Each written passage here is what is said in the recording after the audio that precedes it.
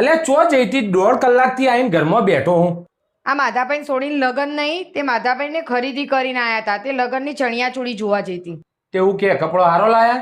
અલ્યા ઈવન સોડીના રાસ ગરબા હોય ને તે સોડીને પહેરવા 52,000ની ચણિયાચોળી લાયા. કેટલી મસ્ત!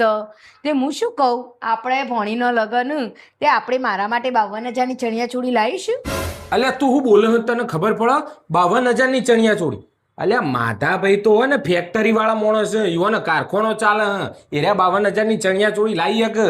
હું શું નોકરિયાત માણસ, આપણો ના પોહાય. તો શું આપણે આવો સારો કપડો કદી પહેરવાનો જ નહીં? અલ્યા પહેરવાની કોણ ના પાડે? પહેરો કે પણ ભાડેથી લાવીને પહેરાય. આવી એક વખત પહેરવાની વસ્તુ માટે આટલા બધા પૈસા ના ખર્ચાય. અને મને તો એટલી જ ખબર પડે કે આપણી જેટલી પસેડી હોય ને એટલા જ પગ લોબા કરાય.